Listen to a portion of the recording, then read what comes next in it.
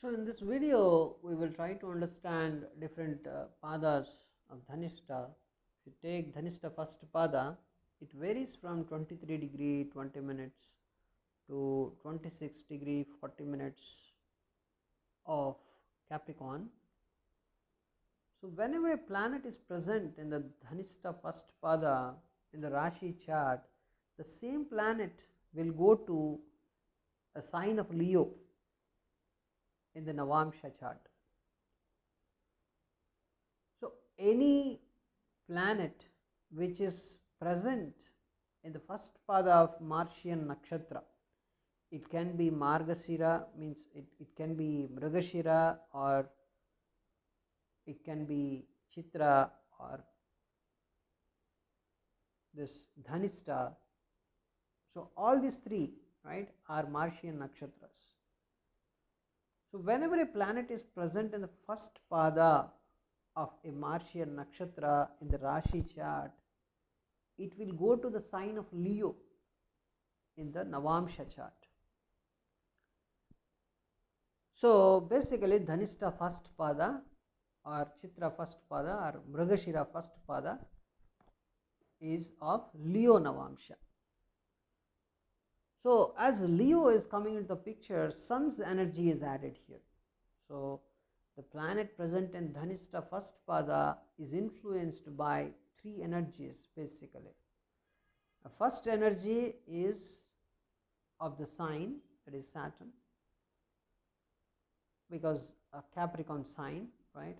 And the second energy is of Mars, because that is the planetary ruler of the nakshatra, and third energy is of Sun, because that is where the Navamsha comes from, the Dhanishta first pada. So, Dhanishta first pada is related to three energies: Saturn, Mars and Sun. So, we will see if this is a good pada or not. So, this particular portion relates to the ambitious part of this particular nakshatra, because Mars is your passion and Saturn is your hard work, and then the Sun is your power, right? When all these three are added, you want to achieve something, right? So, that ambitious part is very much present here.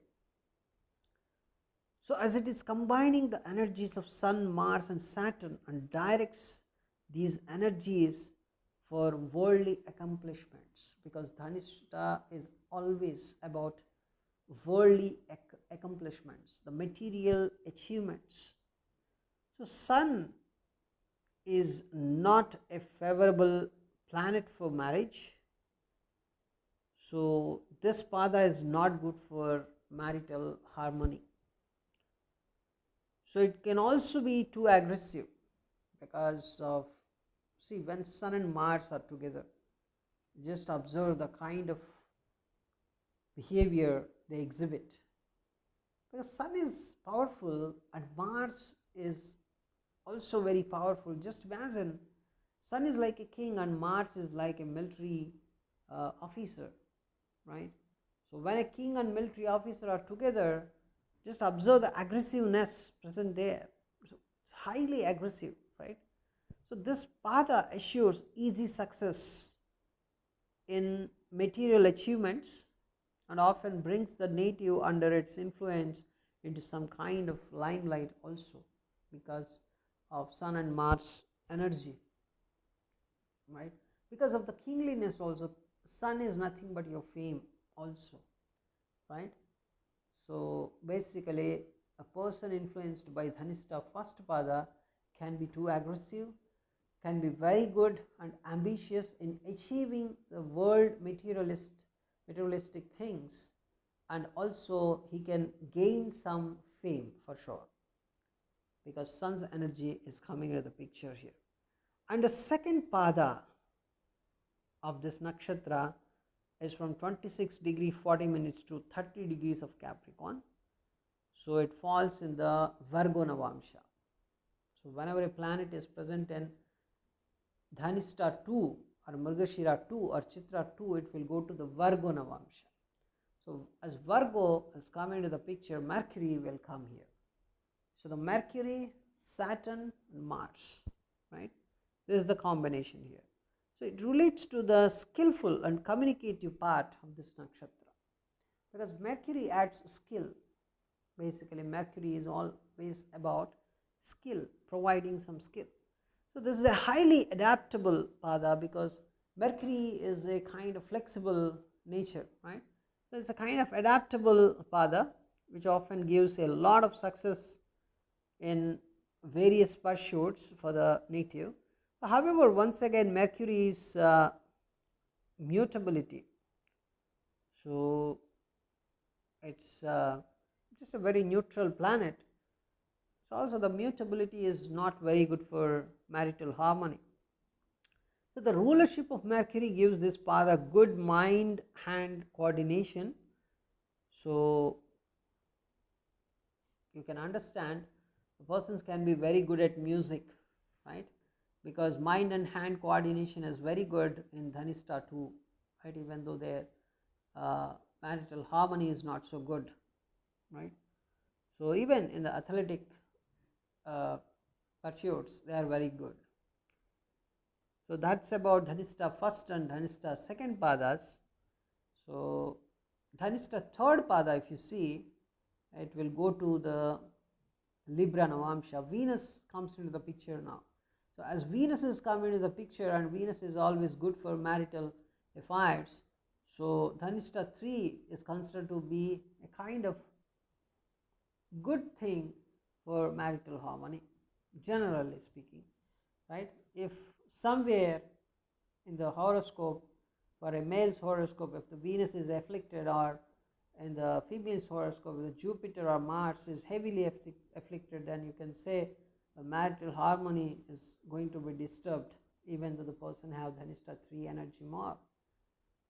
And if other combinations are good, and even if some planet is present in Dhanishta 3, it doesn't disturb the marital harmony, because Venus Navamsha is this, that is the Libra Navamsha, right? Now as Venus and then